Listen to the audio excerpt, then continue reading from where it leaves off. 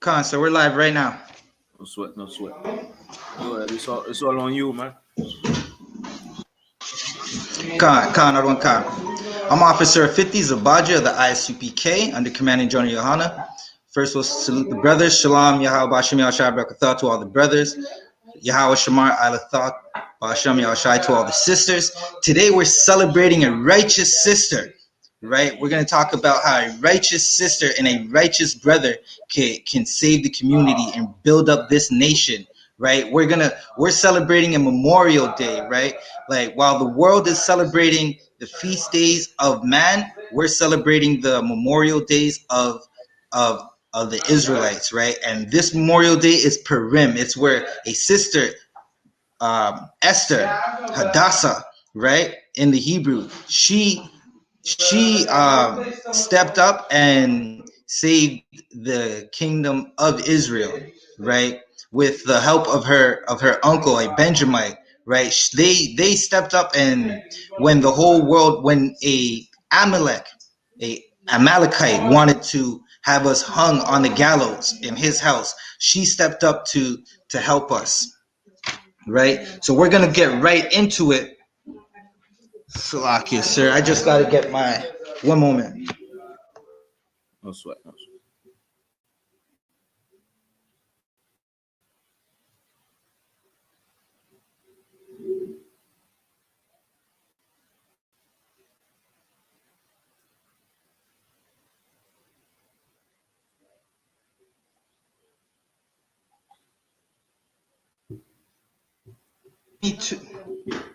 Salakia, sir. Baba Kasha, can you bring me to Esther 1 verse 1? Come, priest.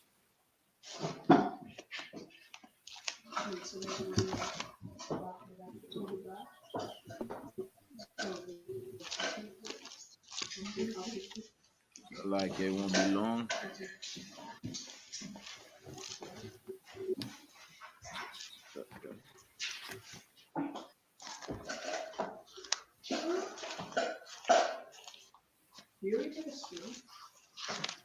Salakia, sir. 1 moment. I'm just trying to get with it myself. I got it. You want me to go? You want me to go? Khan, sir. Baba Kasha. Esther. Khan, I am the Esther chapter 1 verse 1. Now it came to pass in the day of I.S.U.K. This is I.S.U.K, which ran from India even unto Ethiopia, over 107 and 20 provinces. Salakia, sir. Can you hold that right there? So this is King Xerxes. If you've ever watched the movie 300, the homosexual king that was dressed up in all gold, this is him. That was a real man. He ran the world from the whole known world at that moment. Everywhere that man dwelt, except for some of the smaller Eastern European provinces and some of the mountains where the Edomites were still in caves. Right, so he ran the whole world, 127 provinces. Baba Kasha, can you read verse 2? Come, priest. Verse 2. That in those days, when the king I.S.U.K sat on the throne of his kingdom, which was in Shushan, the palace. Right, so in these days, he sat on the throne, and he had a palace, a massive palace that was on the borders of Iraq, Iran, and Iran, and he had extreme power in the earth, right? He had a very large, a very big empire that he had majority of the world in his service. Right, and he had a very large kingdom. So, Salaki, can you continue reading, sir? Baba Kasha? Come, please. Verse 3. In the 3rd year of his reign, He made a feast unto all his princes and his servants, the power of Persia and Media, the nobles and princes of the province being before him. Come on, sir. Can you keep reading, Baba Kasha? No sweat. Verse 4, when he shewed the riches of his glorious kingdom and the honor of his excellence majesty many days, even 180 days.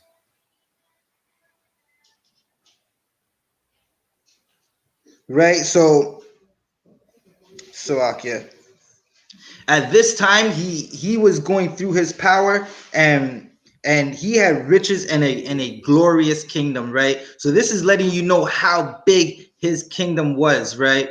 And he showed the glory of his kingdom by having feasts and raising up princes and nobles and provinces before him, right? So that's what he was doing at the moment. That's what he's doing in these verses. He's raising up his kingdom, and he's showing the world how powerful his kingdom is. Like he believed that he was a god, right? All the kingdoms talk about how glorious their god is, right? And how glorious their gods are. All the kings of the earth presented themselves as God. So that's what he's doing at this moment. He's showing you like how glorious he thought his kingdom was. Right? Salakia. Right? So we're gonna keep going, we're gonna keep reading. Baba Kasha, can you jump down to verse 15 in that same chapter, sir? Come on, priest. Verse 15. When shall we do what, Salakia? What shall we do unto the queen Vashti according to law? Because she had not performed the commandment of the king Ahasuerus by the chamberlain.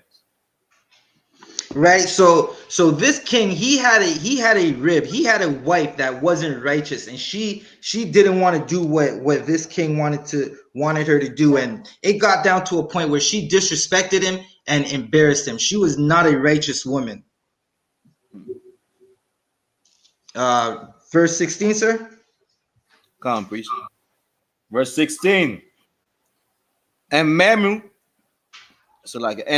can answer before the king and the princes. Vashti the queen have not done wrong to the king only, but also to all the princes and to all the people that are in all the provinces of the king Ahasuerus. Right. So she not only was she unrighteous, she didn't Salakia. Shalom, Lord in Christ. Like she wasn't not only not only was she disrespectful to the king, but she was disrespectful to all that the king commanded, all of his men and all the people he appointed to power, right? And there was supposed to be a dinner that the king was having, like a feast, because he was showing his power at the time, and she disrespected by not going to the feast. And to the king who believed himself to be a god, that was a major disrespect to him. Salakia, sir. Did you finish verse 16? Come. Baba Kashak, can you get my back, please? Can you read verse 17? No sweat. Verse 17. For this deed of the queen shall come abroad unto all women, so that they shall despise their husband in their eyes. When it shall be reported, the king Ahasuerus commanded Vashti the queen to be brought in before him, but she came not. Right. So that's what we were talking about earlier. He called for his queen to come, and she did not go. Right. Like a righteous sister is going to follow her husband and follow her husband's lead. Salakia, where were we reading? Verse 17. Verse 17, right? Can you read it one more time? Come on, priest. The book of Esther, chapter 1, verse 17. For this deed the queen shall come abroad unto all women, so that they shall despise their husbands in their eyes. When it shall be reported, the king Ahasuerus commanded Vashti the queen to be brought in before him, but she came not. Right. So again, she was supposed to report to her husband, and she did not. And that's just like a sister in the world right now, where they don't want to listen to their husband. Like, sisters in the world are not righteous. Like, they do everything to go against their husbands. Slovakia. One moment, sir.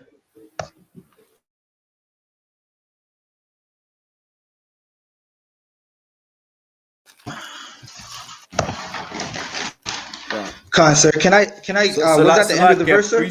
If I may add.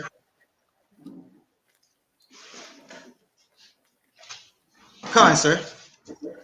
And this shows also, like, the people knew that because the queen did wrong, she was a model for the other women. So that tells us, like, about men with power having a wife next to him. You're a man with power. You're a righteous man. You're supposed to have a righteous sister next to you, because other women's gonna look at you like, how come your woman is how come this woman is falling off? How come she's not doing the laws? How come she's not doing what she's supposed to do? And that's gonna push other women not to be in the truth.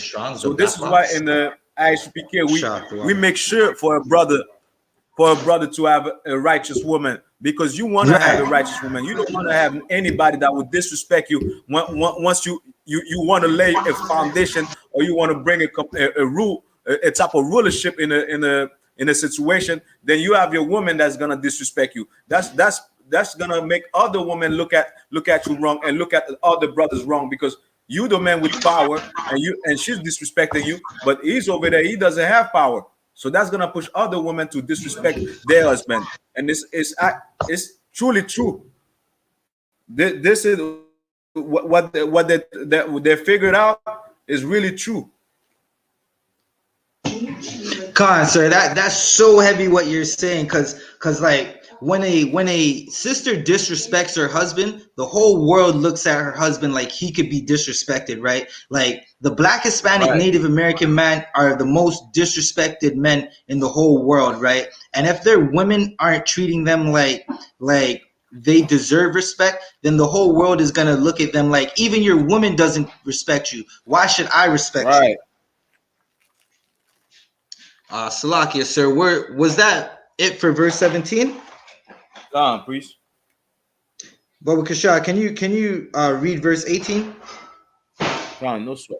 Verse 18. Likewise shall the ladies of Persia and Media say this day unto all the kings, princes, which have heard of the deed of the queen. Thus shall there arise too much contempt and wrath. Salakia, sir, can you read that one more time? No sweat. Verse 18. Likewise shall the ladies of Persia and Media say this day unto all the kings, princes, which have heard of the deed of the queen, that thus shall there arise too much contempt and wrath. Right. So because of this queen, like, contempt and wrath was going to arise because of her disrespect. Because she disrespected her husband, all of his subjects that he conquered, that he ruled over, were going to disrespect him. And he couldn't have that. So it was time for her to go, and he decided to go get a new woman, right? And within him getting this new woman, that was the work of the Lord, because the Lord knows all things. The Lord knows that if it wasn't for this sister saving us, we were about to be destroyed by an Amalekite that King Saul never killed, right? Because King Saul, he was supposed to destroy the Amalekites. He was supposed to chop them up and hack them up like Samuel did. But King Saul did not do that. So now the Amalekites are here, and even today the Amalekites, they took our identity. They put us in slavery, and they took our identity. They beat us out. They beat our identity out of us, right? So this is the work of the Lord at this moment. Baba Kashag, let's jump to chapter 2, verse 1. Come on, priest. The book of Esther, chapter 2, verse 1. After these things, when the wrath of King Ahasuerus was appeased, he remembered Vashti and what she had done and what was decreed against her.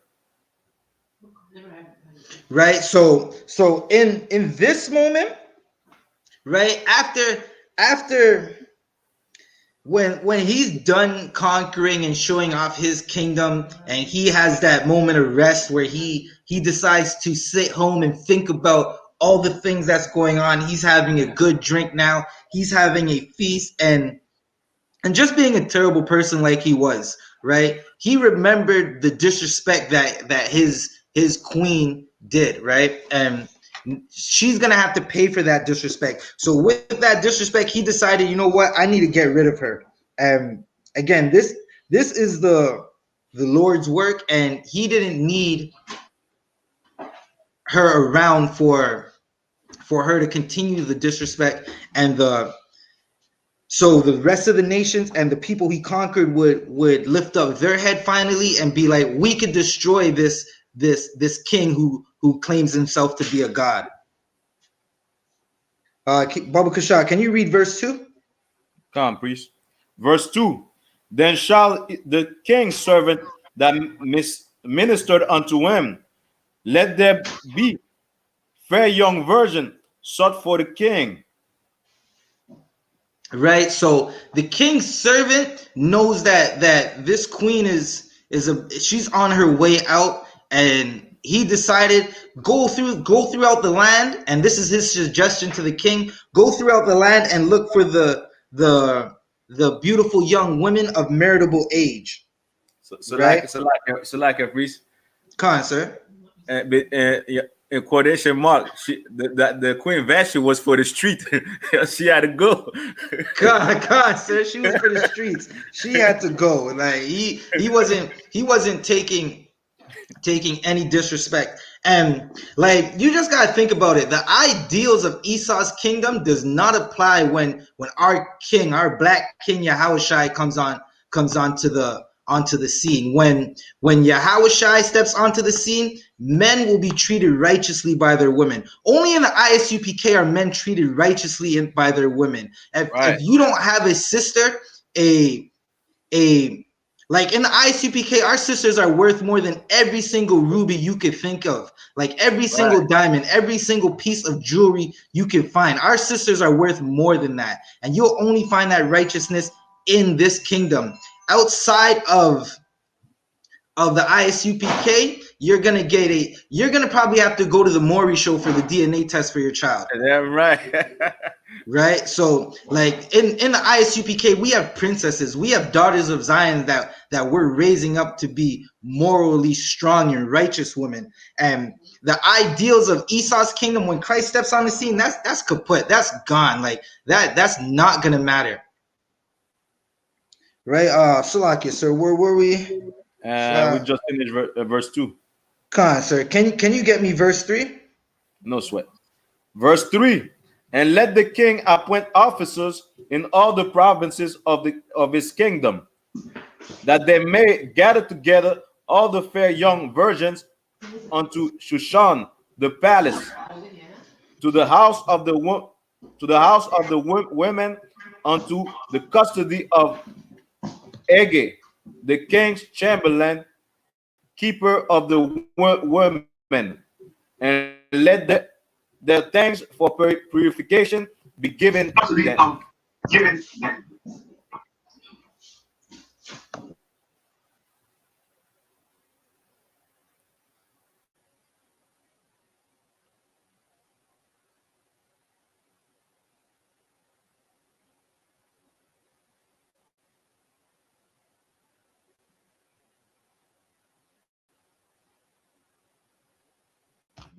Salakia, sir, you were breaking up. Can you read that one more time?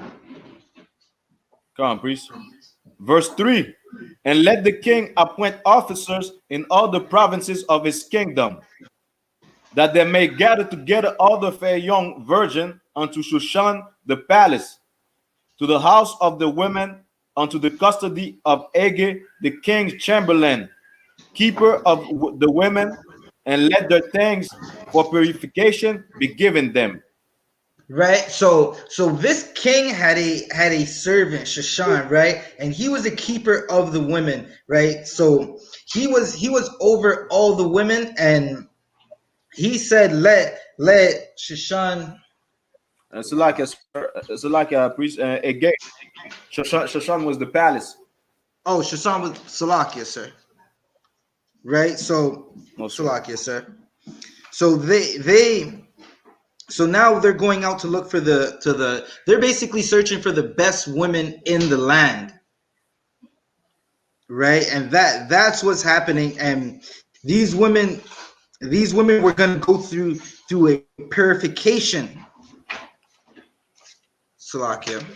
They were going to go through a purification, something that's not happening right now. And within the I.S.U.P.K, we have that purification where you come in and you do 90 days to 6 months to change yourself, to kill off the old you so you could be reborn in this truth.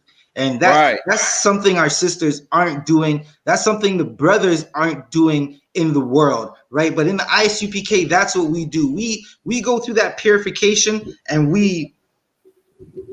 Salakia, we change, right? It's like we go through the fire and we burn off the old, right? And we become brand new. That's right. Da da da da da. Right. Where are we? Was that what verse was that, sir? Uh, we just read verse 3. Come on, sir. Can you read verse 4? No sweat. And let the maiden which pleaseth the king be queen instead of Vashti. And the king pleased the king. So like, and the thing pleased the king, and he did so. Right. So the maiden that was the best, right, was going to be.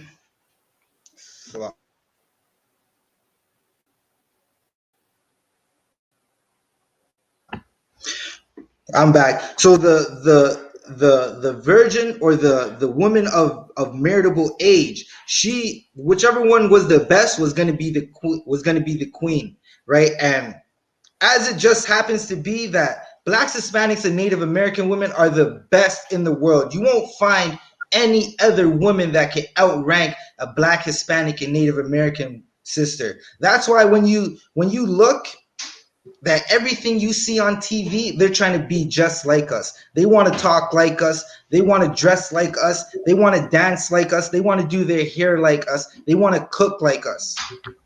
Right? They're so amazing that every male of every nation wants to get with our woman, right? But how much better would it be if our sisters were to hold their head up high to a point where they don't look at anybody from any other nation, right? It would be so much better, because the other nations, they literally drool over our sisters. And if our sisters can not deal with these other nations, then that's basically going to set us up so we could be back on top, right? But when our sisters are going after every Edomite and Elamite that you could think of, that brings down our nation. Right. Salakia, can you read verse 5? No sweat. Verse 5. Now in Shushan, the palace, there was a certain Jew whose name was Mordecai, the son of Jair, the son of Shimei, the son of Kish, a Benjamite. Right. So in the palace there was a righteous brother, a very smart brother, a brother that the Lord was going to use to save us. Through the help of him, he set it up so the sister would be able to put in work, right? And when you have a righteous sister, the Lord uses them to put in work, right? Salakia.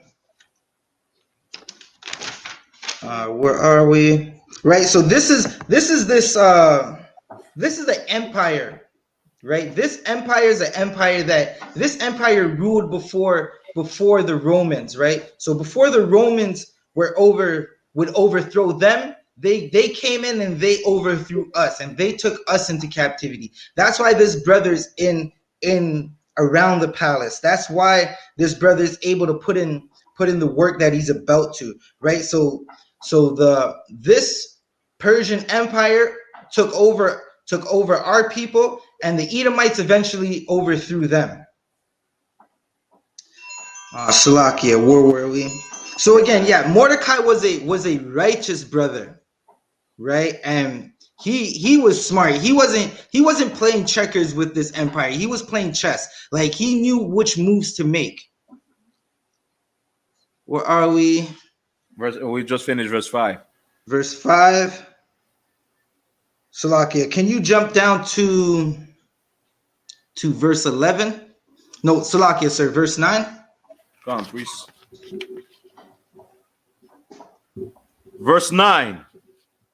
And the maiden pleased him, and she obtained kindness of him, and he speedily gave her thanks for purification, with such things as belonged to her, and 7 maidens which were meant to be given her out of the king's house, and he preferred her and her maids unto the best place of the house of the woman. Right. So Salakia, where were we? That was verse 9. So this is letting you know that, like as I said earlier, Blacks, Hispanics, and Native American women, the daughters of Zion, they're the best, right? This king saw her, and out of all the women, out of all the lands that he conquered, she was the best. She was drop dead gorgeous. Like you would say she could cause a car accident just walking down the street, right? And he seen her, and he knew that out of all the heathens, she was the best. So he gave her the best of his kingdom. She got the best things, and she's eventually going to become the queen of his kingdom, right? Salakia, can you read one more time from Salakia, from and he speedily. Come. And he speedily gave her thanks for purification, with such things as belonged to her, and 7 maidens. Sir, hold that right there. So he wasn't sleeping on this sister, right? He did not sleep on this sister. With quick fast, he gave her everything that she needed. And we're gonna find out that eventually she didn't really need much, right? And that made it so much better. Salakia, priest, if I may add.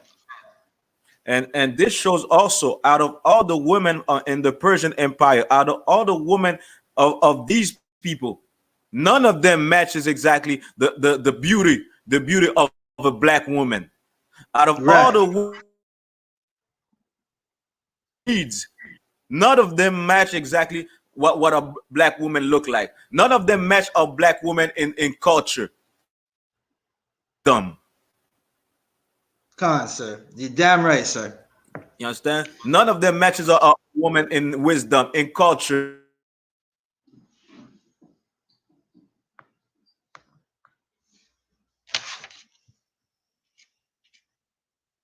So Salakia, sir, you're freezing up.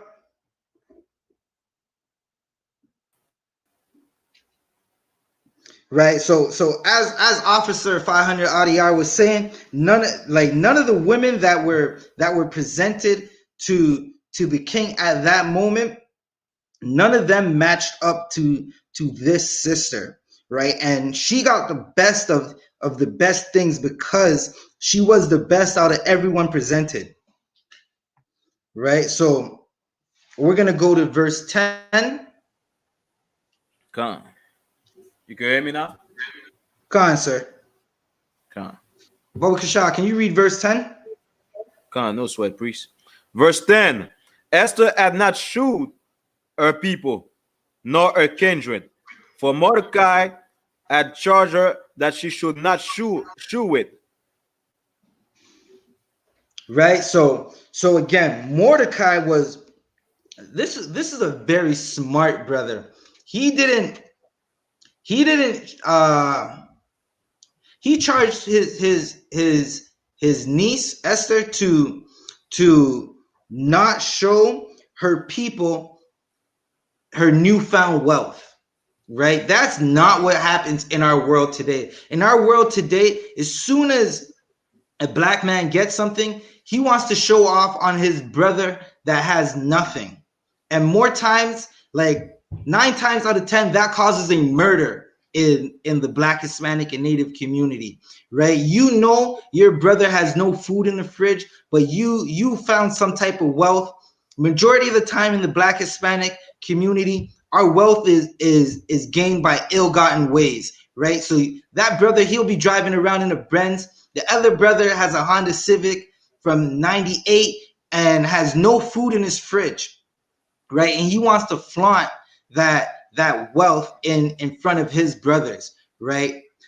Mordecai told Esther not to flaunt that wealth. Don't let anybody know about your wealth. Don't make it harder for them. Because when you see a man of your people driving around in something that you don't have, wearing jewelry that you don't have, it makes you want to do anything to go and get it. Right? So he was smart, and he told her, don't show your wealth to your people. Right? And that's what we're missing today. Salakia. That's what we're missing today. Salakia, sir, can you read verse 10? Salakia, verse 11, sir. Come, priest. Esther, the book of Esther, chapter 2, verse 11. And Mordecai walked every day before the court of the women's house to know how Esther did and what should become of her. Right. So this right here, Mordecai walked every day to see how Esther was doing. That is the love of a father. Mordecai raised that daughter like it was his. Esther was not his daughter, right? But he raised her like it was his own daughter, like she came right out of him. He went to go see her, and in him raising her, she followed his instructions. A righteous sister, you raise up your daughter righteously, she will follow your instructions, right? You raise up your wife or your rib righteously, and she will follow your instructions. She's not going to disrespect you like Vastes did to the king. Right, so he walked every day to go check up on his family. Right, and he did that because she didn't have a mother or a father, so that's why he did that, and he loved her like his own daughter. So in his righteousness, he wanted to make sure she was all right. Baba Kashah, can you read verse 12? Come, priest. Verse 12. Now when every maid's turn was come to go in the king Ahasuerus, after that she had been 12 months, according to the manner of the women. For so were the days of their purification accomplished. Right, so you see that right there. She went 12 months in a purification process, and she was purified, right? If our sisters had that same mentality, right? Today's sisters talk about there's no good men. That's because they're not taking that time to choose a good man. They're not taking that time to study that man and find out what he's about. How does he get his money? How does he treat his loved ones? Like, what is his mind state? Is he righteous or is he evil? Is he going to make you his wife and then not call you the next day and just forget about you and throw you back to the streets where he found you? Can you read, Baba Kashah? Come, priest. To wit, 6 months with oil of myrrh, and 6 months with sweet odor, and with other things for the purification of the women. Right. So imagine now she's bathing for 6 months in myrrh, right? And then another 6 months in other sweet odors, right? And the women of the women of the king's palace, that's the purification that they went through. So like if I may add, imagine afterward how the woman come with her skin silky smooth, with a smell, the Right. beautiful smell next to you, compared to what we have outside in the streets. So like, Right, sir. That's Salakia, sir. That's like when they say she bathed in milk, right? There's a meme right now on Facebook of sisters and other people bathing in milk, and that's supposed to make their skin smooth, right?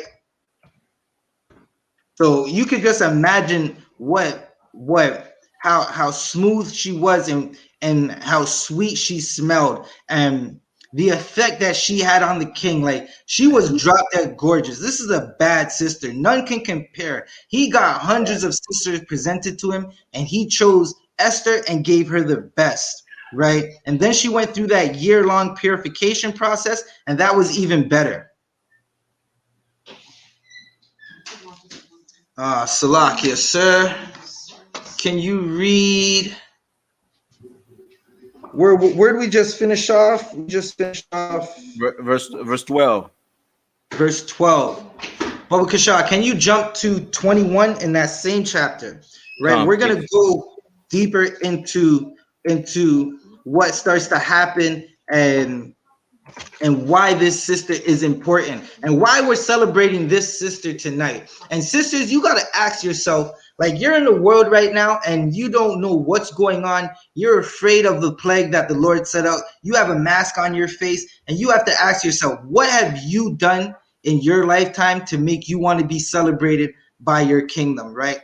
Esther, she sacrificed, right? We're gonna read and find out how she sacrificed the just a simple action that she did to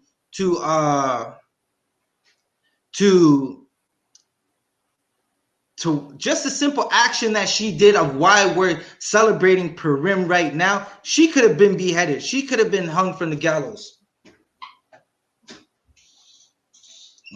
Shalom. Salaki, you spoke to Officer Darash? Okay.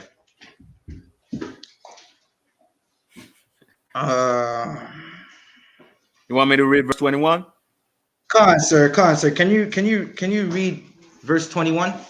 Khan. Esther chapter 2, verse 21. In those days, while Mordecai sat in the king's gate, two of the king's chamberlain, Bigtan and Teresh, of those which kept the door, were rough and sought to lay hands on the king Ahasuerus. Right? So there was about to be treason.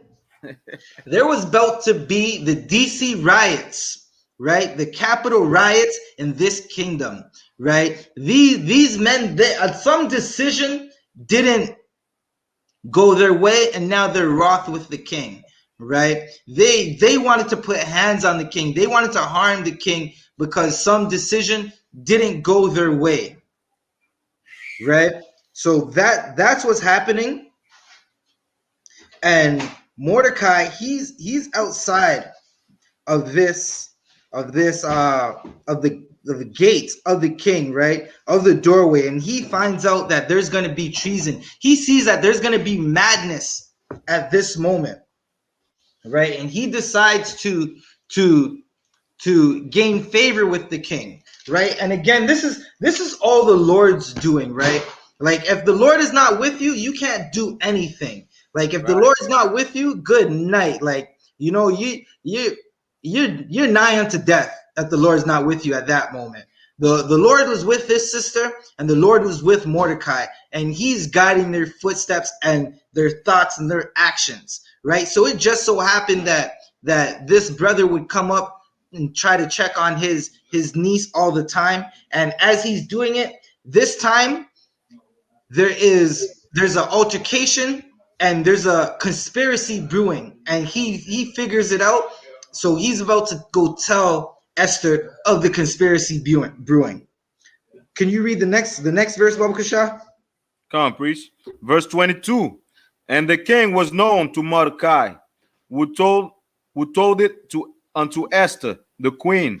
And Esther certified the king thereof in Mordecai's name. Right? So, as I said earlier, he decides to tell the queen, right? She's about to be the queen. He tells his niece, listen, there's about to be something going on, and you gotta warn the king. And in this, he's saving his kingdom, right? He's literally saving his kingdom in this action, right? Because now his name it starts to be in good standing with the king, right? Basically, the king's about to damn near owe him a favor, right? So Esther told the king of the actions and certified his name. So now it's like Mordecai, okay, that's a good brother. I know that man, right? Can you read verse? Was that the end of verse 21, sir? And that was the end of verse 22. Verse 22. Come on, sir. So can you bring me to verse 23? Come, priest. Verse 23. And when inquisition was made of the matter, it was found out. Therefore, they were both hanged on a tree, and it was written in the book of the Chronicles before the king.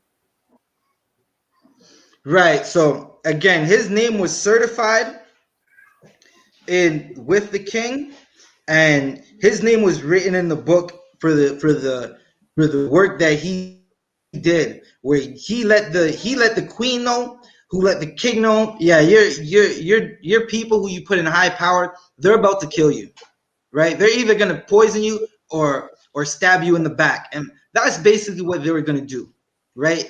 Every worldly king who usually steps up to claim himself as a god or to take power, he's usually stabbed in the back, right? When you think about in the Americas where we live right now, right? There was a king, John F. Kennedy. He went against what the Edomites wanted, and they shot him in his limo in front of everybody, right? And that's what these servants wanted to do. They wanted to kill this king like they would later do to Julius Caesar, right? Right. Baba Kishar, can you take me to chapter 3, verse 1? Come, priest. Esther chapter 3, verse 1. After this thing, did King Ahasuerus promoted Haman, the son of Ammedatha, the Agagite, and advanced him, and set his seat above all the princes that were with him. Khan, Salakia, sir, who are the Agagites? I would have to check in with Officer Aban on that. Khan, sir, I got it, no sweat. So the Agagites they came from the Amalekites, right? Again, Saul was supposed to kill these Amalekites, and he never killed them. He let them live. And one thing about the Amalekites and just Edomites in general, they are terrible people. They are the devil the Bible speaks of. Let us never forget that the white man is the devil the Bible speaks of. And this man, he was now promoted to a high power in the king's in his royal guard, in his royal Salakia. He was promoted to a high ranking power. Right? So can you read verse where are we? Can you read verse 2, Baba Kashar? Come, priest. And all the king's servants that were in the king's gate bowed and reverence Ammon, for the king had so commanded concerning him. But Mordecai bowed not, nor did him reverence. Right.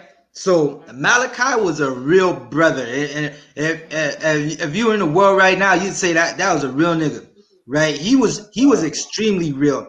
He knew not to bow to that stinking Amalekite, right? He knew not to bow to him. He knew about all the evil things that were done to us from the Edomites, right? So he chose not to bow, and he chose not to give him the respect of persons. He chose not to cower to this man, right? Like, we have a brother, Salakia. We'll get to that. Baba Kashar, can you jump to verse 5? Come on, priest. And when Ammon saw that Mordecai bowed not, nor did him reverence, then was Haman full of wrath. Right? So whenever you don't shuck and jive for our oppressors, they get full of wrath, right? They want you, when you're walking down the streets, to step aside for them. And that's not how Mordecai was acting. He was not a punk. He wasn't going to pay reverence to this man, Salakia, Haman. He was not going to pay reverence to him. He didn't show him any type of respect, right? And this had this oppressor full of anger, and now he's going to take it to heart. He, as soon as that happened, because he is a devil and there is no good in him, he wanted to harm Haman. And he, as we read on, you're going to find out that he didn't just want to harm Haman. He wanted to harm every Israelite that he could think of. Right? Can you bring me to verse 6? Come, priest. Verse 6. And it was torn to the land on Mordecai alone, for they had shewed him the people of Mordecai. Wherefore Ammon sought to destroy all the Jews that were throughout the whole kingdom of Ahasuerus, even the people of Mordecai. Right? So you can see it right here. An Edomite will get mad at one black man and want to walk down the street and kill everybody, right? Perfect example. The Edomite that plays in the movie Taken, right? That old dirty Edomite, right? That dog, he heard that one of his friends, something terrible happened to her, right? Something that should never happen to any sister, right? That's what happened to his friend, and he decided, she told him it was a brother who did it. Some type of hatchet, and walk down the street and go kill every brother he could think of. Any brother that came across his path on that day, he was going to kill for the rape of his friend, right? It didn't matter if the brother had something to do with it or had nothing to do with it. And that's exactly how Haman is thinking right now. Because Mordecai didn't pay him reverence, he now wants to kill every black, Hispanic, and Native American he could think of. And that's what's happening today right now. Because some white cop was punked off in high school by some brother, he decides that he has a hate for blacks, Hispanics, and Native Americans, and he can't wait to go outside and kill a black, Hispanic, and Native American. We seen it just the other day with the brother who was killed for jaywalking, even though it turns out he did not jaywalk. Right? That's just the spirit of the Edomites. Salakia, sir, was that the end of the verse? Come on, priest. Where are we now? We just finished verse 6. Verse 6, right? So also, another heavy point. Nick Cannon, right? Nick Cannon saw the wrath. He saw what happens when you buck up to the fake Jews. He saw that if if you don't bow down to him, they're going to take everything away from him. And he said that the Jews were black. They took wilding out for him. He apologized, did the kiss a Edomite behind world tour, took pictures, did interviews, and now he has wilding out back. And as soon as they decide that they can find a better Nick Cannon, they're going to replace Nick Cannon, right? Luckily, we got to see the righteousness of a brother, DC Young Fly. He's a comedian, and they tried to offer him the wilding out spot, and he said, "No, I'm not taking it." Right? He was a righteous brother. That brother's in the world. He ain't in the ISUPK, but he showed just a smidge, just a dash of righteousness in that decision, not to shuck and jive for the oppressors. Can you bring me to verse 7, Baba Kasha? Come, priest. Verse 7. In the first month, that is the month Nisan, in the 12th year of King Ahasuerus, they cast Pur, that is the lot before Aman, from day to day and from month to month, to the 12th month, that is the month Adar. Salakia, sir. Can you read that one more time? Come, priest. Verse 7. In the first month, that is the month Nisan, in the 12th year of King Ahasuerus, they cast Pur, that is the lot before Aman, from day to day and from month to month, to the 12th month, that is the month Adar. Right. So what's happening now is Haman and the group that's following him, and the group that believes that he's supposed to be referenced and given the utmost respect because he has some type of high ranking power with the king. They basically decided that they're going to roll the dice about who's going to destroy us. Right. That's what these nations do right now. Every nation that comes up against blacks, Hispanics, and Native Americans, they take turns on who's going to destroy us, right? Edomites with abortion, East Indians with smoking weed, and just other types of things like that. They decide who's going to destroy us at that moment, and it's really a flip of a coin. To them, it doesn't matter who destroys us as long as we're destroyed. Right, and that's what they were doing at that moment, right? And only when you have righteousness, that's what we're here eating and drinking and having sisterhood and brotherhood and being merry about. That's what we're gathering about today. We're gathering about righteousness, right? A righteous brother and a righteous sister decided that they're going to figure out they're gonna come up with a plan to save us. Right. Baba Kasha, can you read verse 8? Come, priest. Verse 8. And Ammon said unto King Ahasuerus, there is a certain people scattered abroad and dispersed among the people in all the provinces of the kingdom, of thy kingdom, Salakia, and their laws are diverse from all people. Neither keep they the king's laws. Therefore, it is not for the king's profit to suffer them. Right. So they're basically deciding like what's gonna happen. We were separate from every nation. Like, we've always been separate. Our laws today are separate, just in the way that we deal with the sisters and we rule over our sisters and we raise them up to be righteous. We were separate. We were people that the other nations feel they had to tolerate, right? And they didn't want to put up with us, right? So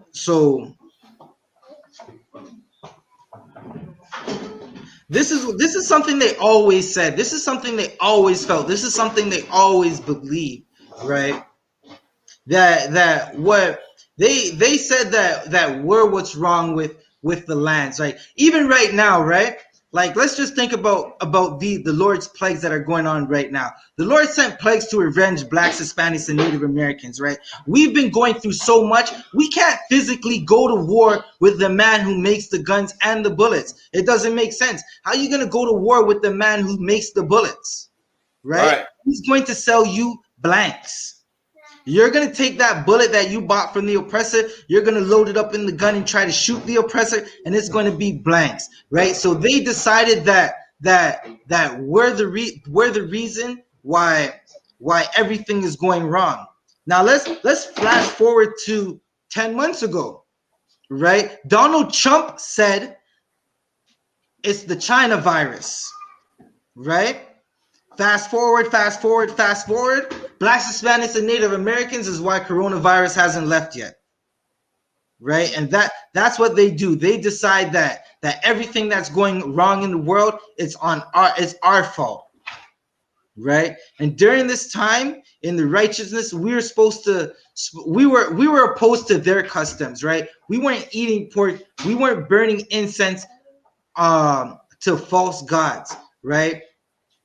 And to them, that was something that was off. That was like, damn, like these guys don't respect this king. Like they don't respect the people that are put in power over them, right? And that shook their kingdom to the core, right? That's just like the Maccabees. The king wanted the king's servant wanted the Maccabees to sacrifice the pork and eat the pork, and they wouldn't.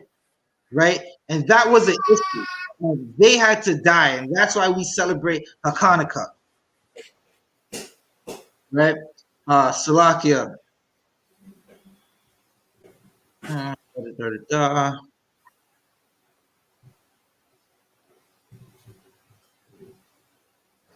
Right? So every time we were in danger, we would go to the Most High, right? And so like we would go to the Most High. 1 second. Let me see if I can find it.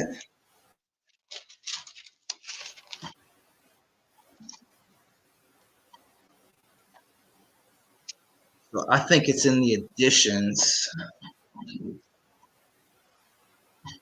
Salakia, sir, do you have your Apocrypha? Come on, I got it.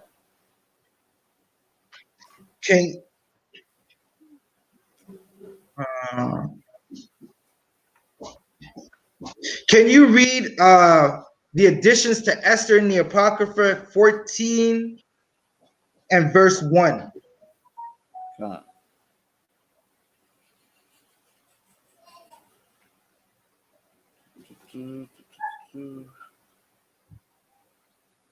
Right? So while we wait for Officer 500 RDR to get that precept, right? Whenever we were in trouble, we never went to beg for our oppressors not to kill us.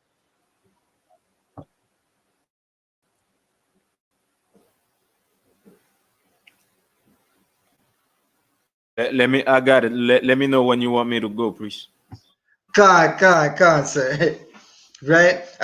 So whenever we were in trouble, we would not go to our oppressors to beg for mercy. We would not go to them to beg for handouts. We would turn to our power, right? Why would you beg an oppressor when you have the creator of life who stands beside you, right? Like right now, if you're Black, Hispanic, and Native American, all you have to do is just walk outside for 10 minutes, right? And you're going to see this whole beautiful kingdom that the oppressors set up, right? All the skyscrapers, all the beautiful lands that they took over, all the blood that they spilt to get this kingdom, it's coming to a halt. Stocks are crashing and markets are closing, right? We don't need to beg the oppressors for help. All we have to do is keep the laws and turn to our power. Right? So that's what we would do in those times. And we're gonna read this sister's prayer, right? That she gave to the Most High. And you're gonna hear how righteous and how humble she was in her prayers. She is not like any of the sisters in the world. She's not doing a silhouette challenge. She's not doing any of these stupid challenges where our sisters just get up and show their body and look like fools, right? Like, she's a Benjamite, and she's not like, if anybody in the world, when you watch like how Benjamites carry themselves, especially Jamaican sisters and brothers, how they carry themselves when they wanna riot and rave and have parties, right? How they carry themselves. You have brothers and sisters jumping off the top of roofs talking about it's a dance move, right? Like, they are basically they're basically having, for lack of better words, they're having orgies outside in the public and saying it's a dance move and it's righteousness. Right. And Sunday morning, they get up and go sit in that filthy Christian church and eat a bunch of pork, and then go home and smoke a bunch of weed, and then go sleep with anything that moves. Right. Right. So that's what we're gonna read right now. Baba Kasha, can you read verse 1? Come, priest. Esther in the Apocrypha. Esther chapter 14, verse 1. Queen Esther also, being in fear of death, resorted unto the Lord. Keep reading, sir. Come, priest. Verse 2. And laid away her glorious apparel, and put on the garment of anguish and mourning. And instead of precious ointment, she covered her head with ashes and dung. And Right. she So, humbled her body greatly. come on, sir. Hold that right there, right? So, in fear of the Lord, sir, she didn't decide to go make a OnlyFans. She was in fear of death, and even if it wasn't death of being broke, she didn't decide to sell her soul and sell her body on the internet for a few likes and a few US dollars, right? She put on glorious apparel and she went to the Lord. She didn't put on clothes that showed her body, right? Glorious apparel. That's what she decided to put on. So like a priest, Come on, sir. she didn't go and sleep with the men in powers, with the other officers, with the generals, with the, you understand, with those leaders that could have helped her. She didn't go and sleep with them. She went unto the Lord. Come on, sir. Right? So she went right to the Lord. And that's what a glorious sister does. That's what a righteous sister does. That's what we're missing right now. And you don't find that outside of the UPK. You don't find glorious sisters, right? Every sister in the world, they want to do everything that has nothing to do with the Most High, right? It's gotten to a point with our people that where if it's not evil, it's like they don't even want to do it. Right? If it's evil, it's good to go. You tell a sister to put on a long dress and come to a dinner with the men of the Lord, and it's like nah, I don't want to do that. You tell her, put on a bathing suit and go dance down Lakeshore, right?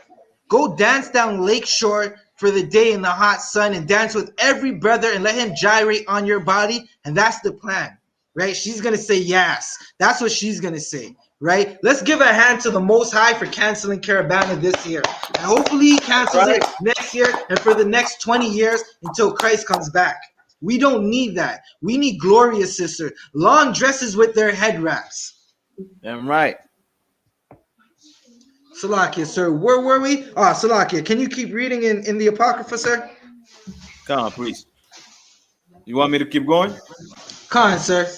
You could. What verse were we at? We're at And verse 1. We were on verse 2. Verse 2. You could keep reading until verse. You finish out verse 2 and verse 3, Baba Kashat.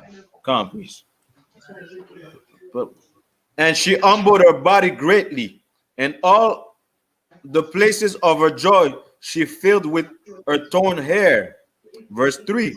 And she prayed unto the Lord God of Israel, saying, O my Lord, thou only art our king. Help me, desolate woman, which have no helper but thee. Salakia, sir. She said she was a bad one. Help me, desolate women, which have no She said helper but thee. she said she was a queen. Help me, desolate women, which have Right? no helper So, but thee. Khan, sir, you're finding out that she was very humble, right? Right. You won't find a sister in the world today to say she's a desolate woman. You can find a sister that lives on welfare. She lives in the projects. She has roaches and rats, no food in her fridge, and she's gonna tell you she's a queen, Right. right? That was not Esther. Khan, sir. Salaka, please. I was about to say that. I was about to say she didn't call herself queen. Right. Salaka. She didn't call. She said she a desolate woman. She didn't say, well, you know what? Women are God. She went to God. Right, and that's what she said. She wasn't on that blackety black women are God. She went to the power. She went to the most high power, humbled herself, put ashes on her face, not makeup, ashes on her head. Can you have you one more time? Right, so that's what she did. Right, can you finish that out, sir? And Yes. that was the end of verse 3. You want me to keep going? uh you can read verse 4 Come on, please. and For verse my 5, but verse 5 is important. come on, please. For my danger is in mine hand. Verse 5. From my youth up, I have heard in the trap of my family that thou, O Lord, tookest Israel from among all people and our fathers from all their predecessors for a perpetual inheritance, and thou hast performed whatsoever thou didst promise to them. Right, so right there, Salakia, sir, you could wrap that up. We're gonna jump back into where were we? We were in Esther verse 8. You can pull back Esther verse 8 for me, Baba Kasha.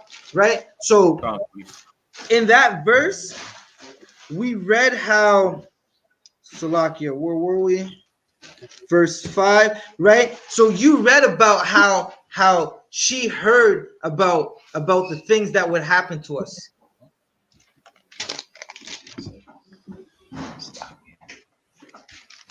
Right, that was the arm of my bodyguard, Officer 50 Daraj. that arm is pretty big, man. I'm mighty protected. I got the best bodyguard, Salakia. But right, so she went to the Lord humbly, and she basically talked about how she knew from her youth that all the oppression that we went through, and even today she heard it from her family. And how we find out today about our oppression is the men, the Israelite brothers and sisters who go outside every weekend, and they preach the good word to our people, and they preach and they tell about the evil things that would happen to us. And that's what Esther knew about. That's how she knew about the things that happened to us.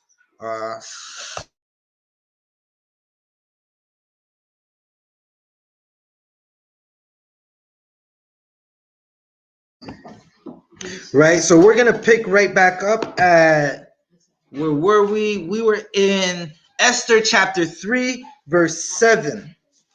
Right, so now that the oppressors are so like we were in verse 8, right? So now that the oppressors were deciding what's gonna happen to us, they were angry that we didn't. They were angry that we didn't keep the laws of the heathens, right? Haman, he's gonna decide. Salakia. He's going to decide what to do with us, right? And because he has hate in his heart, because his forefather was Cain and murder was in his heart from the beginning, because you can't make straight what God said crooked, he decided he wanted to kill not just Haman, not just Mordecai, he wanted to kill every Jew, every black and Hispanic that you could think of, right? Salakia, bear with me. We're gonna, Adiyar is having a little bit of problems. He's gonna jump back in a few moments. Baba Kasha, Officer Darash, can you get me verse Esther chapter 3, verse 9? God. Whenever you're ready, you could drop it. You said chapter 3, verse 9? Yeah, Khan, wait, Salakia, can you bring me to verse 8? Esther Chapter 3, verse 8? verse 8, yeah. Not the additions, right? No, not the additions in the old. God, this is the book of Esther, chapter 3, and verse 8. And Haman said unto King Ahasuerus, there is a certain people scattered abroad and dispersed among the people in all the provinces of thy kingdom, and their laws are diverse from all people. Neither keep they the king's laws, therefore it is not for the king's profit to suffer them.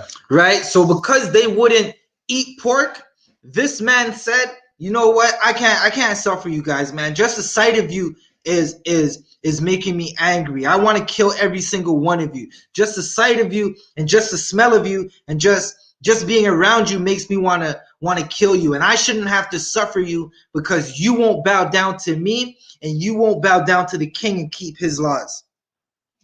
Can you read verse 9, Baba Kasha? God, verse 9. If it please the king, let it be written that they may be destroyed, and I will pay 10,000 talents of silver to the hands of those that have the charge of the business, to bring it into the king's treasuries. Right? So he wanted to kill the Jews so much that he decided he would pay 10,000 talents of silver, right? So 10,000 talents of silver works out to be 342,000 kilograms. And today that would be 385,977,780 in Canadian, and that was a price put on our head. In the Blacks, Hispanics, and Native American community, for some reason, our brothers and sisters, they'll go and kill their own for less than that, right? And it's not even a hate thing. These brothers, sometimes they don't even know who they're gonna go kill, and it's just like, oh, what? That's $1,000. I'll go do it, right? And it's such a terrible thing. But this Edomite hated us so much that he was willing to put up 300 million to have us killed, almost 400 million to have us killed, right? And not to mention, it was damn near 400 million of his own money that he was gonna put up to have us killed. Right? Baba Kasha, can you jump to verse 13? Esther chapter 3 and verse 13. And the letters were sent by post into all the king's provinces to destroy, to kill, and to cause to perish all Jews, both young and old, little children and women, in one day, even upon the 13th day of the 12th month, which is the month of Adar, and to take the spoil of them for a prey. Right? So he wanted to take the spoil of us for a prey. He wanted to take the spoil of us and keep us in captivity. But let's not forget, he wanted to kill babies. He wanted to kill our little babies, our little daughters, our little sons, just like that filthy bastard Andrew Jackson during the Trail of Tears, right? And we're gonna bring that out next, maybe in a few weeks. We're gonna bring that out in the Canadian history class. We're gonna talk about the history that our oppressors don't want to talk to. And again, Black history is every day. Today we're celebrating Black history, not because it's February, but because we love our people and we want to gather and be merry and we want to embrace each other and drink good drink and eat good food, right? So that's what he wanted to do. He wanted to kill our babies. This was planned genocide. This was Planned Parenthood. This was the abortion clinic, right? This was the drugs in our community. This is the crack era. This is heroin. Salakia, the water for coming back. Officer RDR, can you bring me to Officer RDR? Can you bring me to chapter 4 verses 8 and hold that? Officer Darash, can you bring me to chapter 4 verses 20 and hold that? Come on, Chris. I got it, Chris. Come on, sir. And there's for the Akim and Aqua, there's food. Like, if you guys want to eat, y'all don't have to wait for anybody. Just help yourself. You want me to go ahead? Come on, sir. Esther chapter 4, verse 8. Also, he gave him the copy of the writing of the decree that was given at Shushan to destroy them, to shew it unto Esther and to declare it unto her, and to charge her that she should go in unto the king to make supplication unto him and to make requests before him for her people. Baba Kasha, can you keep reading? Come on, priest. Verse 9. And Attack came and told Esther the word of Mordecai. Verse 10. Salakia, sir. So Mordecai found out about Haman's plan to kill all the Israelites, right? And he decided, well, you know what? I have my niece in the palace, and she is the queen. She's the best sister, right? She's Salakia. She's the best woman out of all the women that were presented. Once again, Blacks, Hispanics, and Native American women.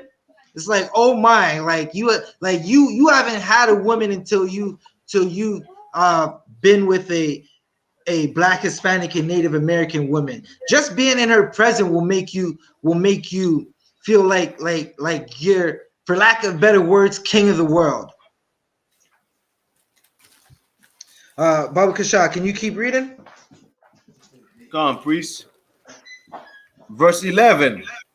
All the king's servants and the people of the king's provinces do know that whosoever, whether man or woman, shall come unto the king into the inner court, who is not called, there is one law of his to put him to death, except such to whom the king shall hold out the golden scepter, that he may live.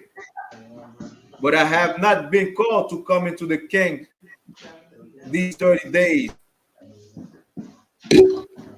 So, Khan, sir, right? So Esther and Mordecai, they're having a conversation back and forth, and it's really a Mordecai's telling Esther, listen, man, we're about to be killed off, man. You got to put in some work, man. I didn't help you get to this position and get this wealth and be treated better than your brothers and sisters, just so you could forget about them, right? They're not like our celebrities, right? Our celebrities will literally, like, let's give you an example, right? Our brother Pop Smoke, he passed away. He had a Lambo, and he would drive it through Brooklyn. He would knowing that Brooklyn is crack infested, violence infested. There's a bunch of prostitution and whoredom. He would drive it through Brooklyn, knowing that his people weren't the best. He took his shenanigans on the road and went to California, where he came to his demise. Right? Esther wasn't like that. She realized that, damn, my people are about to die. Right? And she decided, okay, it's time to do something about it. Can you keep reading, sir? Come on, priest. Verse 12. And they told to Mordecai Esther's word. Verse 13. Then Mordecai commanded to answer Esther, take not with thyself that thou shalt escape in the king's house more than all the Jews. Salakia, sir. Can you read that one more time? Come, priest. Verse 13. Then Mordecai commanded to Esther, think not with thyself that thou shalt escape in the king's house more than all the Jews. Right? So Mordecai charged her to do it. He said, do it. Right? That was no joke. It wasn't can you please do it? He said do it. Don't think that because you're in that palace, you're better than all the Jews, your brothers and sisters. Right. Do it now. Right? And if you're in this school, you know about the do it. Right? You suggest something and the man above you says do it. Right? That means do it now. Because this is no cowards. We're not cowards. We do it. It doesn't matter if we're about to die. No sweat. We'll come back. Right? We're coming right back in a new body, in a stronger body. Most high in Christ. Hopefully, we're coming back on the chariots so we can put in that work for real. Right? So that's what he charged her with. Come, Come on, sir. so like a priest, if I may just add this, Come on, sir. can you hear me now? Come on, sir. I can hear you, but you are breaking up. We know the white man's the devil and he controls the internet. Damn right. Well, Mordecai also at the same time, Mordecai told Esther, well, you know what? Not because of your place, the place that you hold, you're in the king's palace, thinking that you're not gonna suffer. And this is the same thing that we tell the brothers, those brothers that want to go to Philippines to escape this hell, those brothers that want to go to Ghana to escape what's going on in America. Don't think because you go over there, you switch countries, that you're not gonna be touched by these curses, man.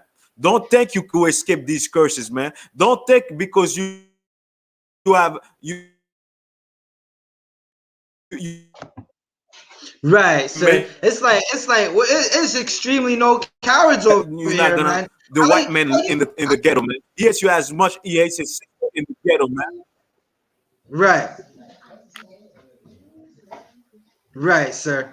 Right. It's like we're looking at Stevie Wonder right now about to run to Ghana when he has enough money to change one community at a time. He has enough money to build 1,000 businesses in 3 different ghettos.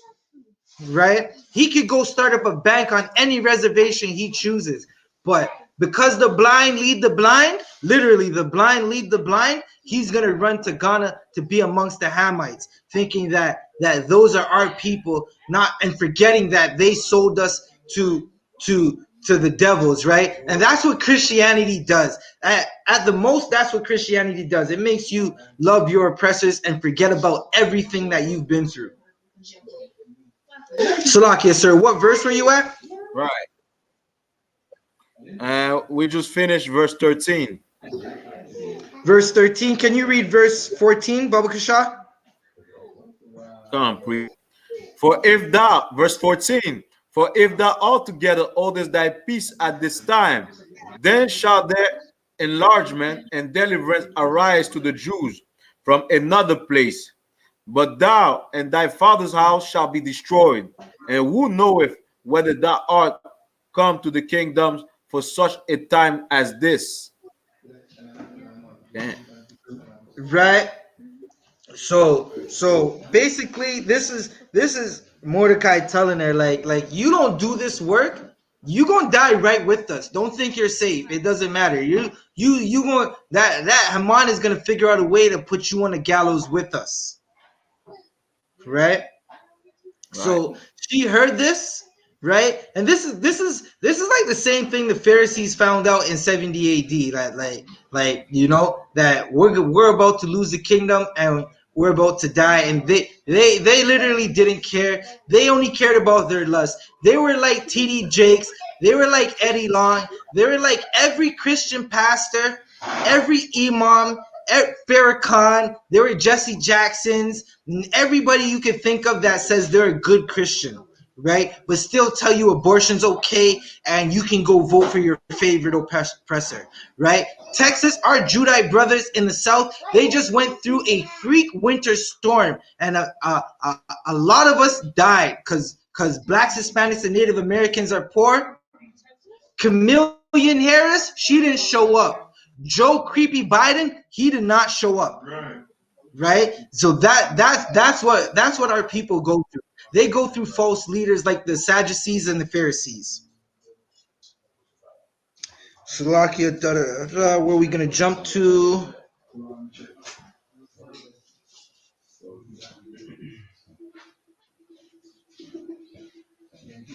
One second. Why do I have? Salakia, where were we? We were at.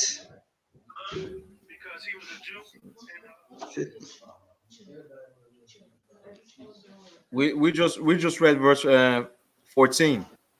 Can you read 15, Baba Kasha? Come, priest. Then Esther, verse 15.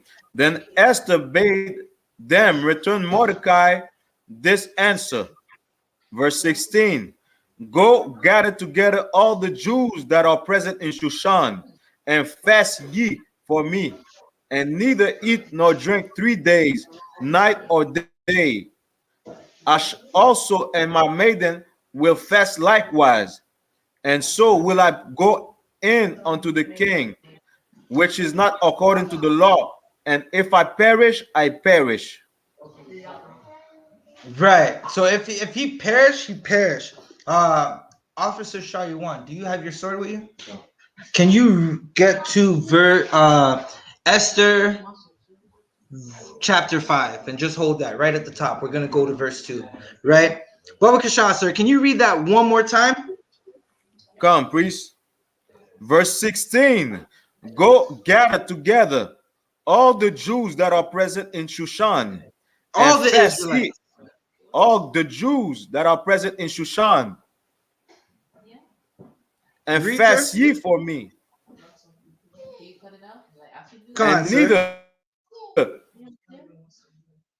eat nor drink 3 days, night or day. I also and my maidens will fast likewise, and so will I go into the king, which is not according to the law. And if I perish, I perish. Right? If I die, I die. Right? Like you got to think about the spirit of if I die, I die. Right? We in the UPK, we go to camp, and if we die, we die. If we go to jail, we go to jail, man. That's right. Call our siblings, call our ribs, call our family members. Get that bill ready. We about to go into the hells. We living in hell. If I die, I die. She stepped up to the plate. That's right. This is a righteous sister, right? This is you don't find this in the world, right? Like we were having a conversation earlier, right, a couple days ago, where a sister in the world, she wants you to die for her, but she's not willing to let you do the simplest thing, as in lead. She's not willing to let you handle the money, but you got to step up and give your life for her. An oppressor comes up, or just some random person comes up and wants to harm you and her, and you got to jump in front of that blade, get stabbed in your chest 10 times, and well, she'll go get a next one. It doesn't matter. He never handled the money anyways. Right? She stepped up to the plate. She was an amazing sister, right? And that's what we're celebrating right now. That's what we're gathering right now for. We're gathering for amazing sisters, righteous sisters, right? Not the ones doing the WAP, not that silhouette challenge. That we're not gathering for those sisters.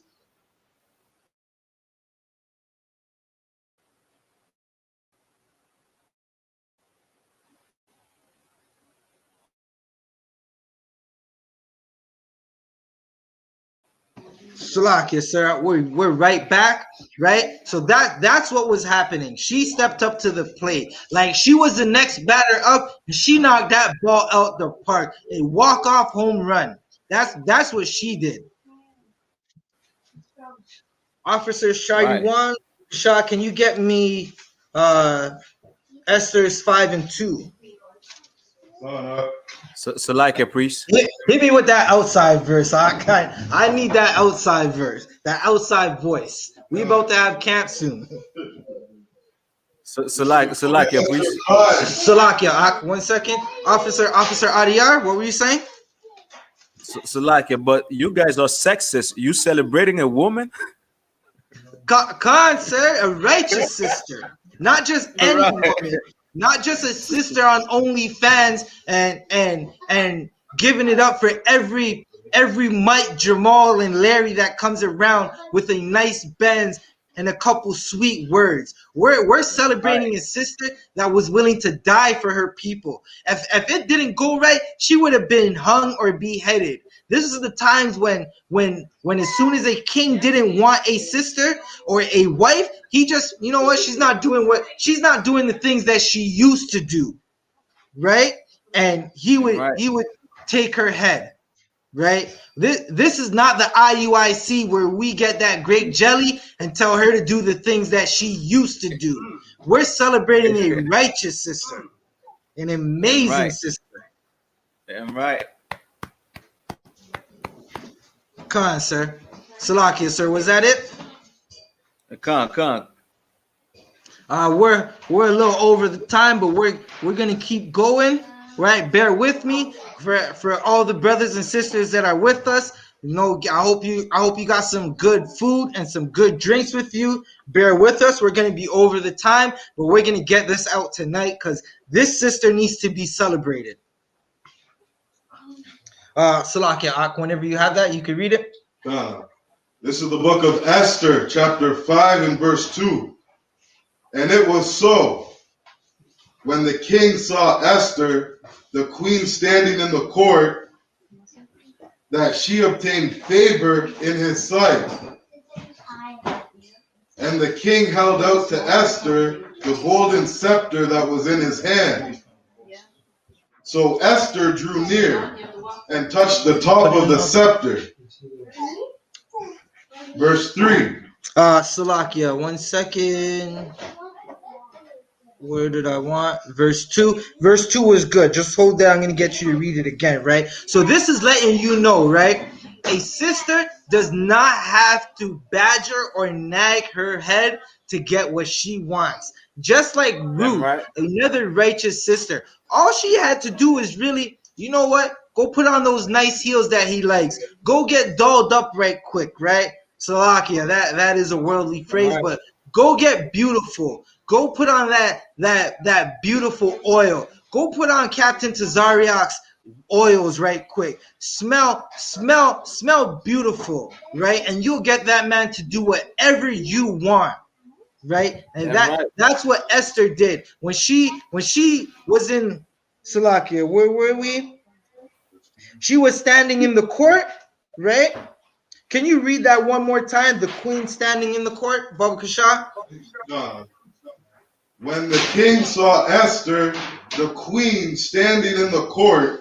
Right? When he saw her standing in the court, she got everything she wanted from him. She had him so weak where he said, "Ooh, that's my baby. God damn." Right? That's what happened when the king saw Esther. Continue to read, Baba Kasha. That she obtained favor in his sight. Right, we're gonna try to get through this a little more. Baba Kasha, can you take me to 5 and 14? Verse 14. Then said Zeresh his wife and all his friends unto him, let a gallows be made of 50 cubits high, and tomorrow speak thou unto the king, that Mordecai be hanged thereon. Right, so what's happening right now is this Edomite, he never forgot, just like all Edomites never forget. He never forgot how he didn't bow down, how Mordecai never bowed down to Haman, right? And now he built a gallows, right? A gallows is that's the wood that you hang a man on, that you murder a man on. It is a murder instrument. It is the Christian cross that every Christian wears on their neck, right?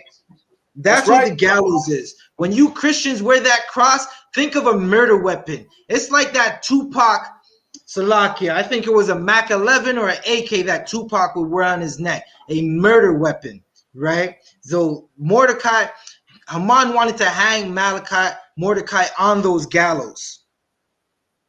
Read, was that the end of verse 14? Can you read it one more time? From the top. Yes. Come on. Verse 14. Then said Zeresh his wife and all his friends unto him, let a gallows be made of 50 cubits high, and tomorrow speak thou unto the king, that Mordecai may be hanged thereon. Right? So this is a heathen right here, right? So for all the brothers and sisters who think it's okay to make a heathen your head or your rib, this is to let you know they never think of you and respect you as a person. This heathen, she said, not he said, she said, why don't we just build something to hang this nigga on right quick, man? Like forget about him. Snap his neck with a rope, right? Tiger Woods found out that the hard way. He got beat with his own golf clubs in the mansion his golf clubs bought. Just imagine. Kanye West is about to get divorced, and damn, I hate it had to be him, man. He about to lose 500 M's, like real quick, right? He thought that he was gonna marry that heathen, right? And everything was gonna be all right. But that's not what happened. They made a gallows just to lynch him. They wanted to kill him. They hated him because he did not give their friend, their person that they looked at as a leader reverence. He did not bow down to them. Salakia, Officer Shah, you want Baba Shah? Can you get me Esther 6 and 10?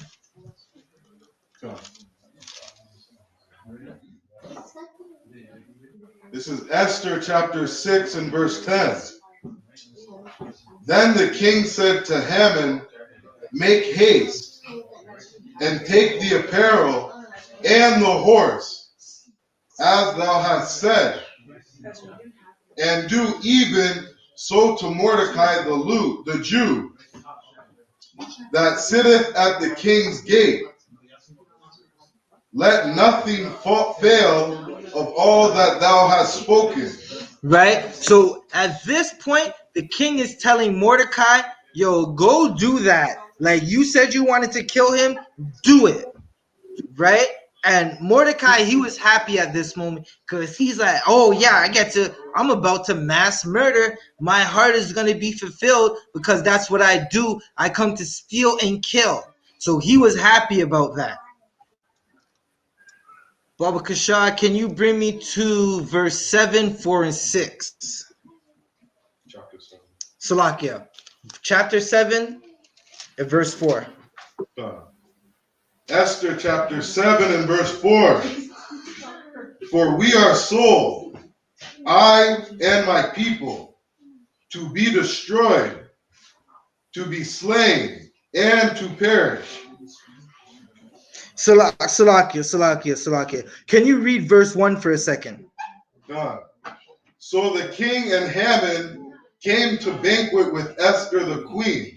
Right? So because Esther was raised by a smart man, a righteous man, right? They had a plan, right? So Esther, she got pretty and she decided to have a banquet for the king.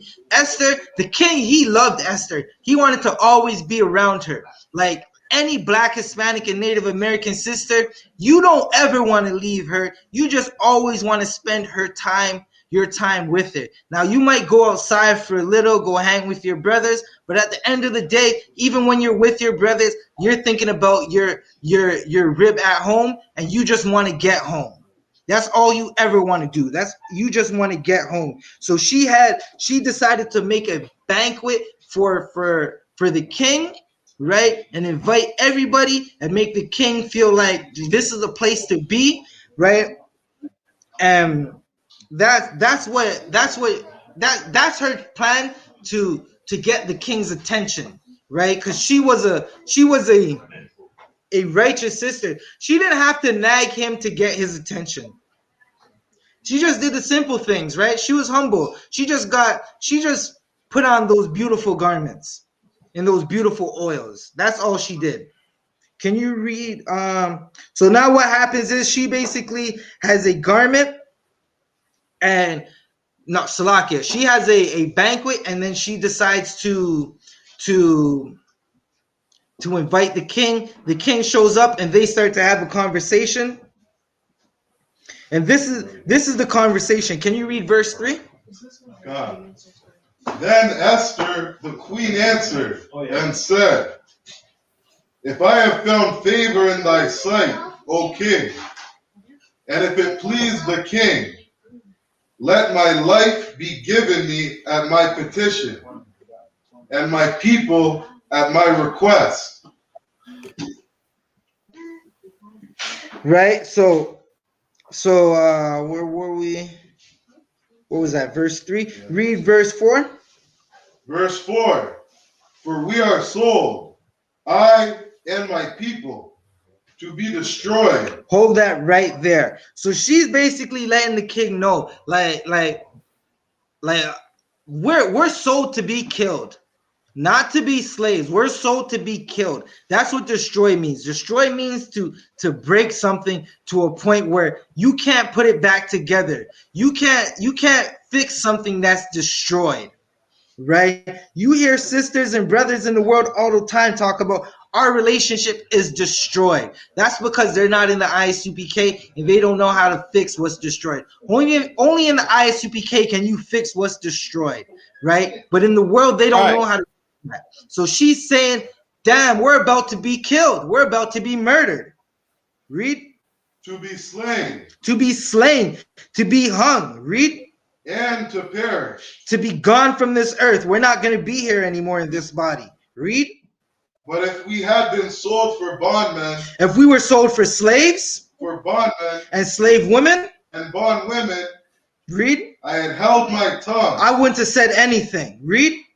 Although the enemy could not countervail the king's damage. But sir, your enemy, he's moving like he's stronger than you, but he's not. Read that one more time. Although the enemy could not countervail the king's damage. Damn, that got the king open now. His nose is wide open now. He's like, wait. Someone thinks they're more powerful than me? Who? Read. Verse 5. Salakia, 1 second. Bring me to verse 6. And Esther said, the adversary and enemy is this wicked Haman.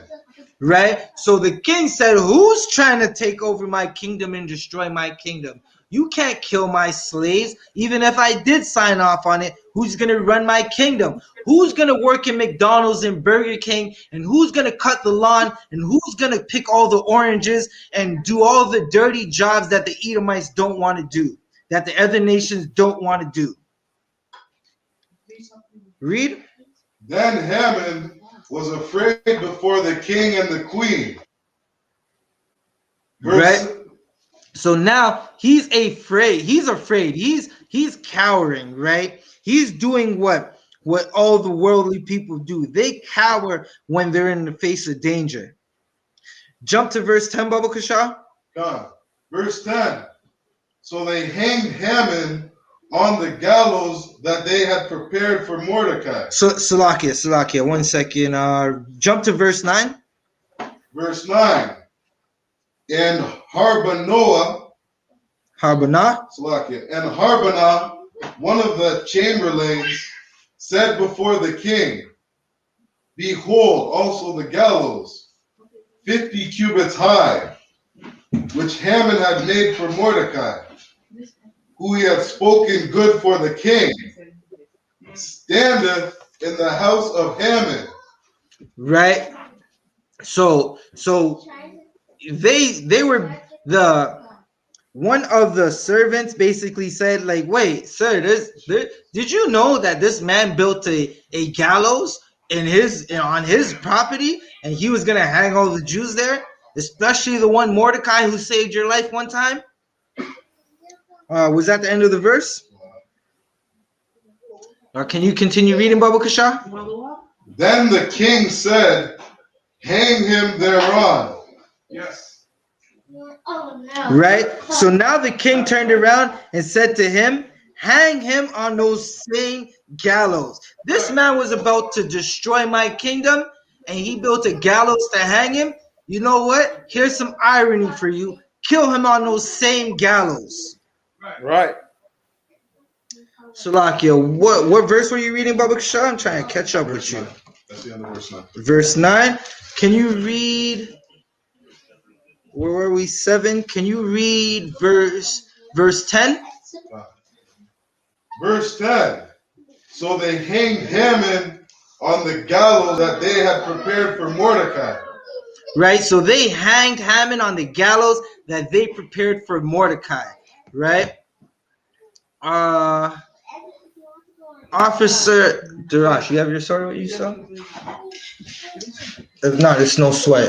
Whoever has it, Khan, can you bring me to Esther 8, chapter 8, Baba Kasha? This is the book of Esther, chapter 8 and verse 8. Right. Write ye also for the Jews, as it liketh you, in the king's name. Salakia. Can you bring me to jump back to Esther verse 5? Officer Adiyar, can you hold Esther verse 9 and 20, Baba Kasha? We're gonna go for like another 50 minutes, and then we're gonna wrap up. Baba Kasha, I know it's late. The water for tuning in. Like and share and subscribe to this video. Don't forget, it's Thursday night, man. We're about to do what we do every Thursday night. Cross the Line Radio. Who's gonna step up and cross the line? If Blacks, Hispanics, and Native Americans aren't the real Jews, call in and tell us. Cross the Line. I.S.U.P.K. Cross the Line Radio on YouTube, 10 p.m. What did you have for me? Esther 5. Esther, what did I ask for? 8 and 5, Baba Kasha. You want chapter 8? Khan, sir. 8 and verse 5. This is the book of Esther, chapter 8 and verse 5. And said, if it please the king, and if I have found favor in his sight, and the thing seem right before the king, and I be pleasing in his eyes, let it be written to reverse the letters devised by Haman, the son of the Hammedatha, the Agagite. Right? So, for those who weren't here with us earlier, Salakia, do you know who the Agagites are? Right? They are definitely right. Let's give a hand to that officer. Right? So they are definitely Edomites. They are the fake Jews that stole our identity. Right? They're the ones that walk around saying they're us. Continue reading. Which he wrote to destroy the Jews, which are in all the king's provinces. That was the end of verse 5. Right? So now Esther is basically asking for it to be reversed, right? Like, you signed a decree, and like most kings and most people in power, they just sign papers in front of them because they don't got time to be reading anything, right? Just let me sign that real quick and get out my face. Like, I got other things to do. Get out my face. Like, I don't care what I'm signing. I'm just signing it. Yeah, I appointed you power, so it's all good. Right? Can you bring me to 8? That was the end of verse 5. Keep reading. Verse 6. For how can I endure to see the evil that shall come unto my people? Or how can I endure to see the destruction of my kindred? Keep reading. We keep reading till verse 8, Baba Kasha. Verse 7. Then the king Ahasuerus said unto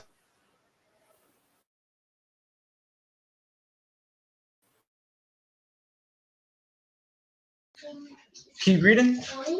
And to Mordecai the Jew, behold, I have given Esther the house of Haman, and him they have hanged upon the gallows, because he laid his hand upon the Jews. Verse 8. Verse 8.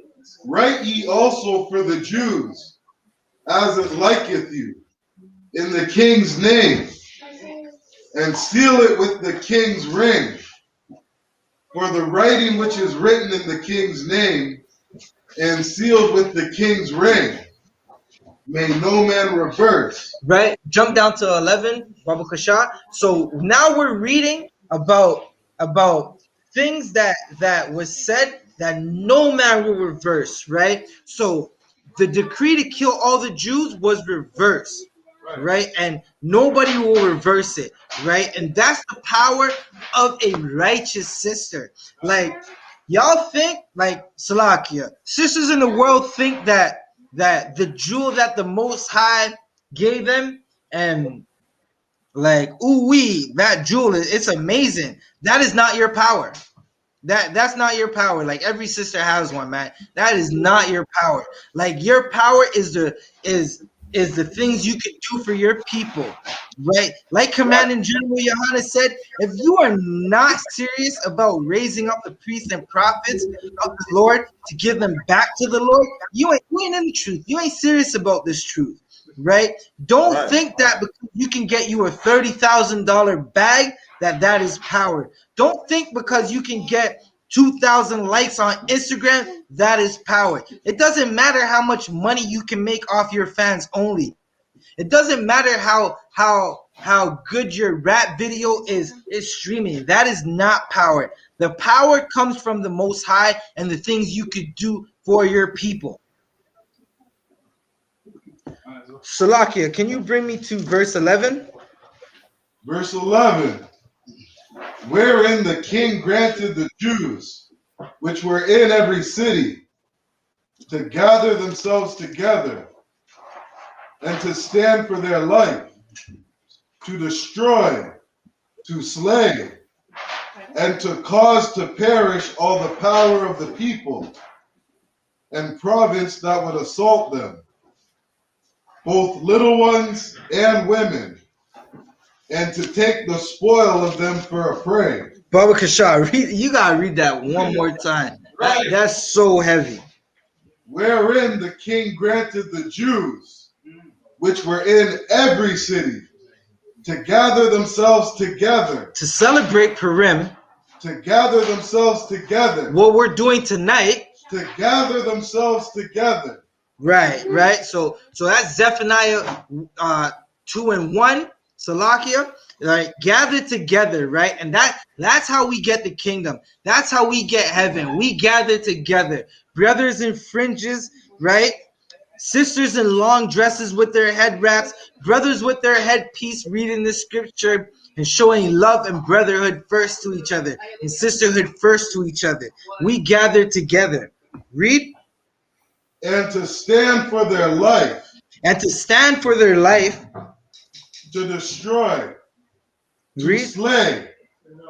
And to cause to perish all the power of the people and province that would assault them. Read. Both little ones and women. And the sisters. And to take the spoil of them for a prey.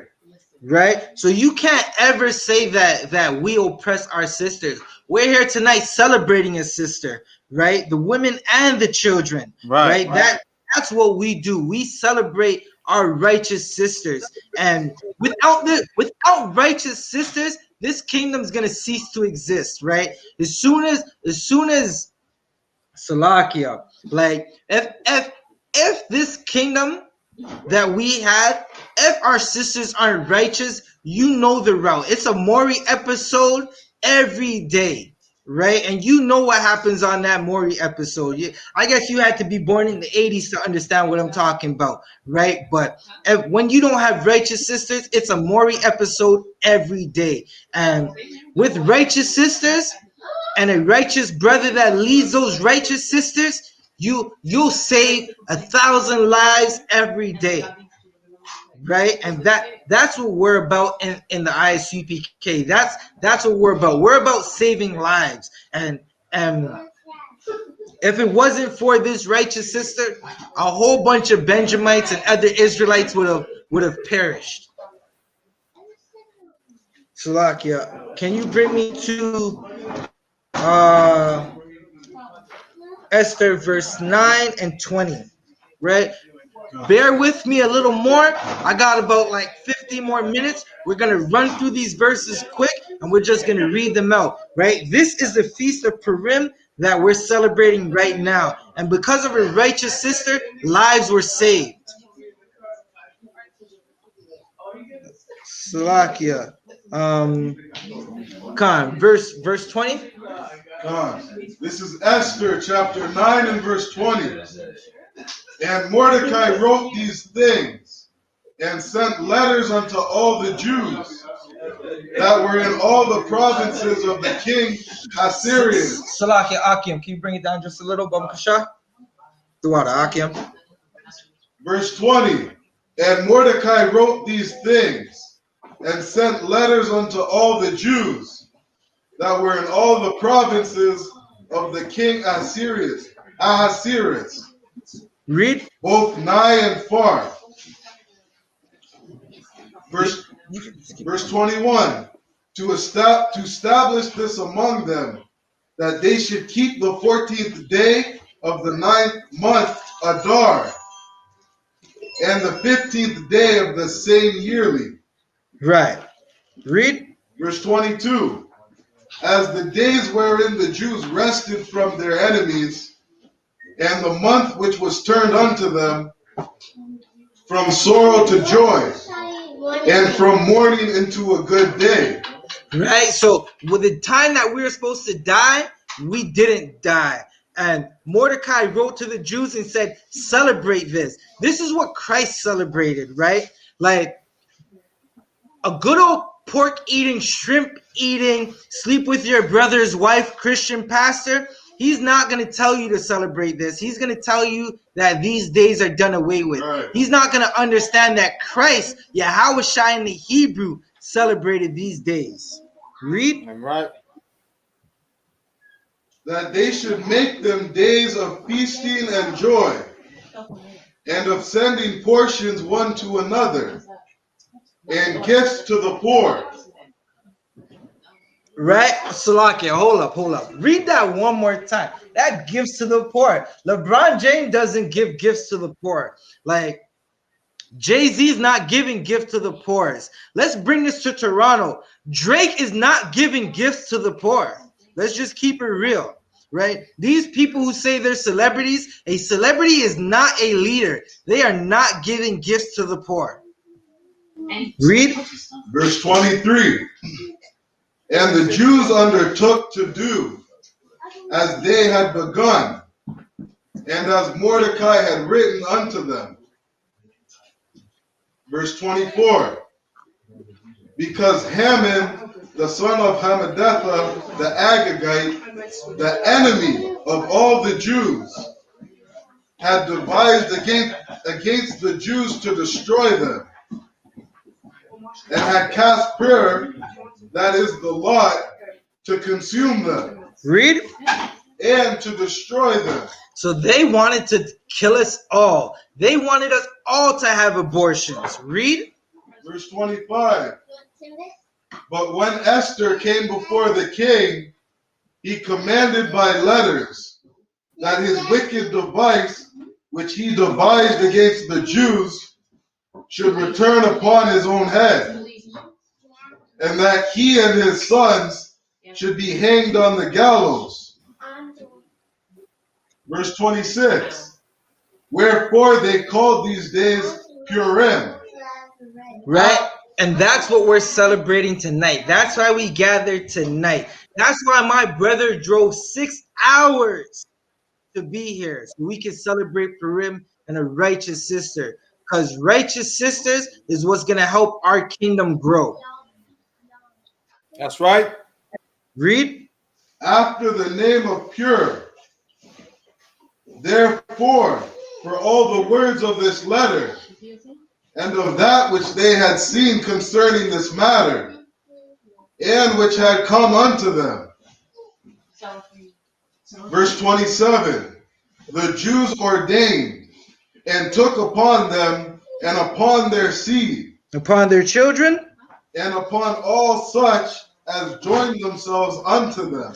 again, and the strangers that were Jews as well, So as it should not fail, that they would keep these 2 days, today, Thursday night, the 25th, and Friday night, the 26th, according to their writing, and according to their appointed time, every year. we would keep this forever. This happened thousands of years ago. It's 2021 and we still celebrating. Read. Verse 28, and that these days should be remembered and kept throughout every generation, every family, every province, From Judah to Asher, and every city, right? From Toronto to Kingston, Jamaica. and that these days of Purim should not fail from among the Jews, nor the memorial of them perish from their seed. Read. Then Esther the queen, the daughter of Abihail. Wait. Pause. Let's bring that back. Let's bring that right back, right? So out of 100 females, out of 100 women, an Israelite sister became a queen. Read that one more time. Then Esther the queen, the daughter of Abihail, and Mordecai the Jew. Right? So that's showing you that blacks, Hispanics, and Native Americans, nothing compares to those sisters. She was a queen. Wrote with all authority to confirm this second letter of Purim. Verse 30. And he sent the letters unto all the Jews, to the 127 provinces of the kingdom of Ahasuerus, with words of peace and truth, to confirm these days of Purim in their times appointed, according as Mordecai the Jew and Esther the queen had enjoined them, and as they had decreed for themselves and for their seed, the matters of the fasting and their cry. Shalakia, I ended out at 31, the rest of 31. That's the end of 31, right? So that's why we celebrate Purim right now. And we're going to continue this celebration, right? I know it's late. I know you got slavery in the morning, and we know that the white man's a devil. Let it never be said that the white man is not the devil the Bible speaks of, right? Because they've been trying to kill us since Cain killed Abel. Right?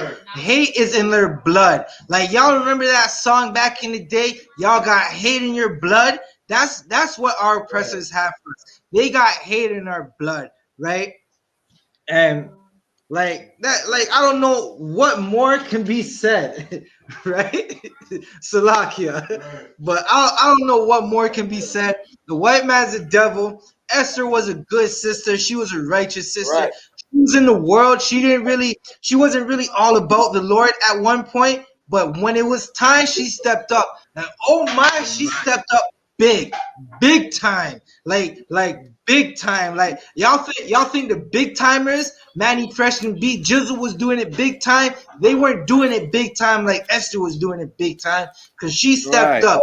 She could have died, and she said, if I die, I die.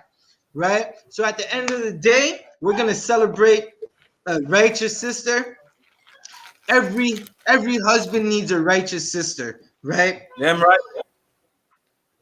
Salakia, Officer Adiyar, is there anything you wanted to say for the closing? La, appreciate. You could go. You're good to go. Con, sir. Hopefully, sir, them Edomites in Montreal stop being scared out of their boots, and we gonna see you soon, sir. Most high in Christ, sir. We gonna be out there. I got a lot to blaze on, man. A sister was just killed. She went to some Edomites, and they didn't believe her plea. We be out there soon. This place, we're gonna raise it soon, sir. With that said, I'm Officer 50 Zabaja under Commanding General YAHANNA of the I.S.U.P.K. This is the Feast of Purim. We'll be right back at you tomorrow, 7 p.m. on this same channel. With that said, Shalom. Class is dismissed. Wrap it up.